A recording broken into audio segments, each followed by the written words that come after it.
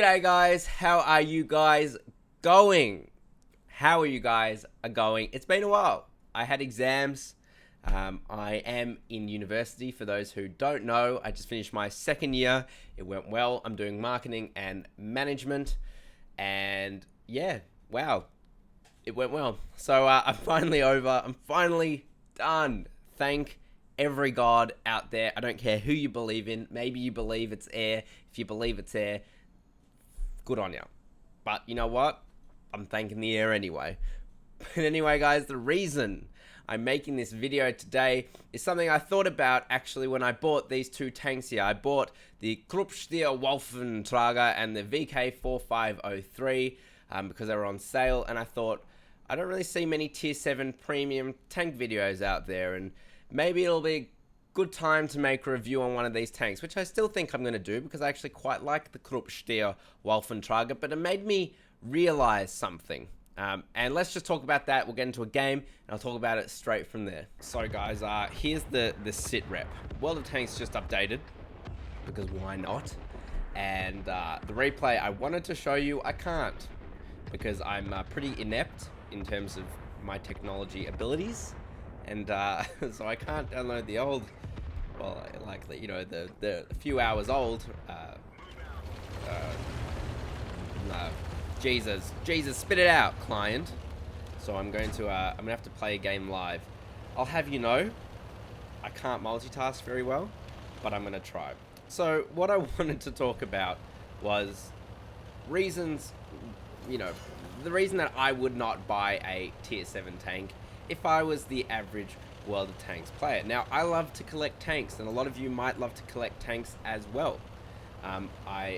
I really like the way that this tank, for instance, looks, and therefore I want to collect it. I have a weird system, but I'm sure a lot of you guys do as well. So, I personally don't really buy tanks for their credit-making abilities or you know, any sort of functional reasons. I like to buy tanks based off the way that they look, which to a lot of people would be really stupid, and fair enough. I also think it's rather stupid as well, but it's how my mind works, so I'm not too upset about it. But there are definitely reasons to not buy a tank, and that really pertains to, you should not buy this tank if you want to get a tank that makes credits. It is not a good compromise, and I really mean it. This is not a, like, tier 7 tanks in general are not a good compromise to a tier 8 tank in terms of credit making abilities. They are very unfairly weighted. For instance, this tank here will make about 50% less credits on average than an FV4202, which is pretty bad. You can buy an FV4202 for about 35 Australian dollars, whereas you could buy this tank, if, mind you, if both aren't on sale, you can buy this tank for about 32 Australian dollars, which is rather ridiculous if you think about it, because, you know, you've got a tier 8 versus a tier 7. Now, a lot of you might be like, well, you know, tier 8 games are going to be harder, and to a very large extent, yes. But the thing is, I don't think I've ever gotten into a tier 7 game in one of these tanks. I'm going to escape out of here or else I'll die. I don't think I've ever gotten into a tier 7 game in one of these tanks. Sorry, a tier 8, just a tier 7 max game in one of these tanks. They're pretty much impossible, because think about how many tier 7 and tier 8 tanks there are at the moment tier 8 tanks there are at the moment in World of Tanks. There are a lot. There are a shit ton. I personally have I've got 8 maybe premium tanks, and if you go onto, for instance, tanks.gg and you have a look at the tank list, you'll just see how many premiums there are. In fact, I think at this point there are probably more premium tier 8 tanks than there are regular tier 8 tanks. And Wargaming does this intentionally. People buy tier 8 tanks because they are such good credit makers. But really, tier 7 tanks are horrific. Not horrific, that's a bit of an overstatement, but they're not good at making credits. And whoa, I'm gonna get hit. Tier 7 tanks are really not that great. In fact, as I said, on average 50% less, which really is quite bad. So I guess the point I'm trying to make here is, if you're looking for a tank that's a good compromise between cost and credit making ability, for sure, go and buy yourself a tier 8 medium tank, such as as I said, the FV4202, or maybe the M4A1 Reveille if it's on sale in the store. I'm not saying on special, but or discounted, but you know, on for sale, because I don't know if you can buy it in game at the moment. Because otherwise, it's just, yeah, it's really not.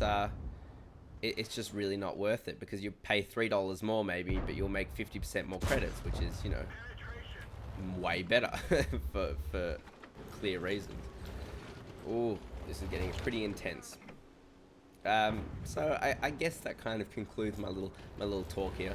I do want to do a review of one of these tanks, so maybe you guys can tell me if you want to see. That was just a poor shot. If you guys want to see one of these tanks, in fact, I'm going to leave 3 tanks there right now. You guys please vote on it, and the tank that wins the most amount of, I guess, votes, I'll make a review on. My next review will probably be the STRV S1 or something similar. Of course, we have patch 9.21 coming out, and that's pretty cool as well. So get ready for that. We're going to get French heavy tanks, which will be awesome.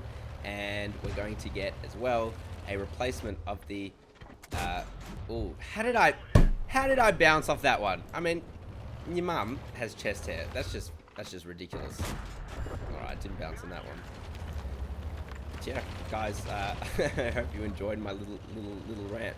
Also, if you guys are on the Asia server, there is currently an event called I don't even know, but effectively you guys just put in a bonus code. I'll put in the Australian bonus code so we can win as Australians, and the top 50 players in that as well will win a WZ111 Alpine Tiger. I don't think we've even seen that in the game at all, so that's pretty exciting. So I'll leave that link down below as well. It looks like this game is pretty much wrapped up. I've done pretty poorly. I've done 911, rest in peace. That's a bit of a stupid joke, but I've done 911 damage, and yeah, been a bit of a poor game. Also, something to mention as well is that none of these tanks that you can really buy at tier 7 are any good. They're just not. Actually, it looks like this game has suddenly turned for the worst. None of these tanks are really that great. So that is something to think about as well. The only tanks at tier 7 that are really that good are the what would they be? The E25, and also come on, man. The E25, and what else was there? There's another tank. Oh yes, the WZ131, is it? The tier 7 Chinese premium light tank? That's a good tank. That's something that I think would be worth it if you could pick it up, but I don't think either of those tanks are coming back. The other tanks are pretty poor. I played the VK4503, don't know if any of you guys have played it. That's not a great tank. It's pretty bad, actually. I really don't like it. It's a very poor performer in my opinion. Really, why am I going that way out? Well, I guess we pull back the scores a little bit. I'm kind of happy with this. So that's something to think about as well. Now let's try and figure out a way to do this. And again, guys, I'm sorry that I'm doing it in this kind of format. I really did not expect for that patch to come out right as I was going to be making this video that I've been planning for bloody days. Oh man, please someone help me.